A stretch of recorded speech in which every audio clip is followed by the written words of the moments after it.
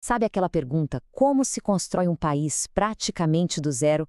Pois é, essa é a questão central que a gente vai investigar hoje. Vamos mergulhar num dos capítulos mais complexos e, olha, fascinantes da história moderna.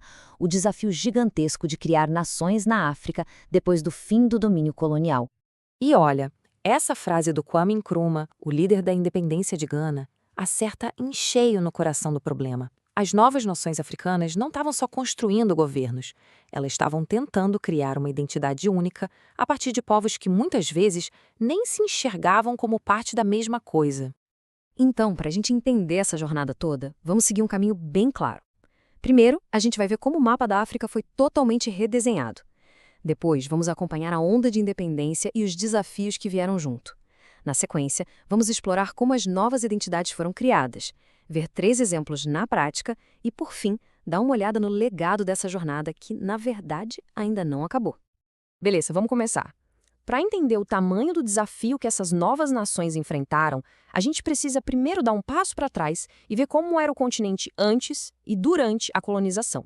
Uma coisa que é super importante deixar claro desde o início: a África não era, de jeito nenhum, uma página em branco. Muito pelo contrário. Era um continente vibrante, cheio de reinos super sofisticados, com rotas de comércio que cruzavam desertos e florestas, e sistemas políticos bem complexos. Impérios como Gana, Songhai, eles são a prova viva disso.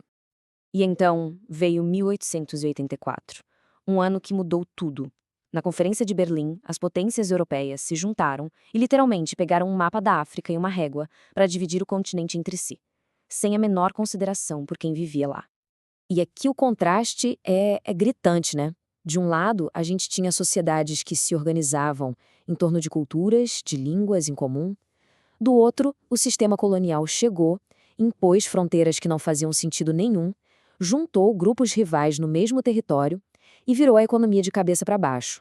Tudo para servir aos interesses de exportação. Foi basicamente uma bomba relógio que ficou para trás.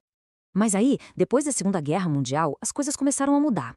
Um vento de liberdade começou a soprar com força pelo continente. Os movimentos nacionalistas ganharam um impulso enorme e a era da independência começou, cheia de otimismo e esperança. O grande marco foi a independência de Gana, lá em 1957. Aquilo foi como a primeira peça do dominó caindo. O que veio depois foi uma verdadeira avalanche. Durante os anos 60, dezenas de nações se tornaram soberanas. E essa jornada incrível pela liberdade teria seu clímax décadas depois, em 94, com o fim do apartheid na África do Sul. A velocidade com que tudo aconteceu foi impressionante. Só que essa liberdade, ela veio com uma herança bem complicada.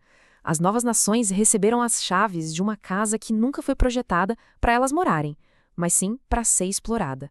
Os desafios, portanto, eram gigantescos. E dá para a gente organizar essa herança em 3 grandes pacotes de problemas: o nó político das fronteiras, a armadilha econômica da dependência e a fragilidade das novas instituições de governo. Vamos começar pelo problema político, que era talvez o mais urgente. Imagina só, aquelas fronteiras desenhadas numa sala em Berlim criaram países onde pessoas que não se reconheciam como parte do mesmo povo foram forçadas a conviver. Isso gerou tensões enormes e, em casos extremos, guerras civis terríveis, como a Guerra do Biafra, na Nigéria. Na parte econômica, a situação era de uma armadilha, basicamente. As economias foram montadas para funcionar de um jeito só: mandar matéria-prima barata para fora, tipo cacau ou cobre, e importar produtos industrializados caros. Não tinha indústria local, não tinha autonomia. Era um sistema que, na prática, continuava beneficiando a Europa. Mas olha, essa história não é só sobre problemas, muito pelo contrário. É também uma história de uma resiliência e criatividade absurdas. Então agora, vamos ver como os próprios africanos encararam essa tarefa monumental de construir uma identidade nacional a partir do que tinham em mãos. E uma das ideias mais fortes que surgiram nessa época foi o pan-africanismo. Líderes como o Nkrumah e o Julius Nyerere da Tanzânia tinham uma lógica poderosa. Se as fronteiras nos dividem, vamos criar uma identidade maior, uma identidade africana que nos une. Era a melhor defesa contra a interferência que continuava vindo de fora. E isso não ficou só no discurso, não. A gente viu isso na prática. Um investimento pesado em educação para formar uma nova geração de líderes, um renascimento cultural incrível que celebrava as tradições, a música, a arte local e também a busca por novos caminhos na economia para finalmente quebrar aquele ciclo de dependência. É claro que não existia uma receita de bolo, né?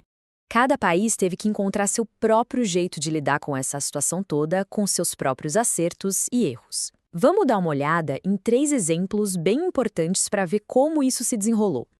E aqui a gente vê bem essas diferenças. Pega o caso de Gana. Foi o pioneiro, grande exemplo para o continente, mas que sofreu muito com a instabilidade política. Já a Nigéria, com sua diversidade étnica gigantesca, teve como sua maior luta manter o país unido. E a África do Sul, bom, tinha a tarefa quase impossível de criar uma nação arco-íris a partir das cinzas do apartheid.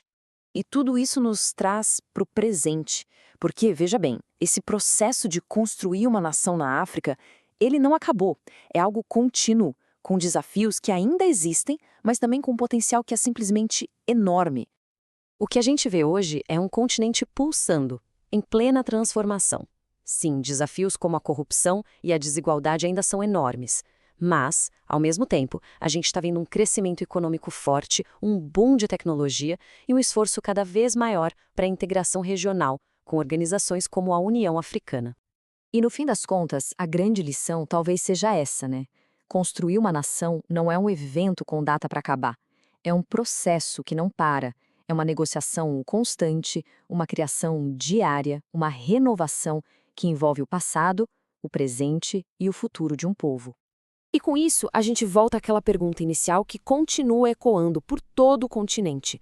Como uma nação que nasceu de linhas artificiais no mapa encontra uma identidade que seja real, que seja de verdade, compartilhada por todos?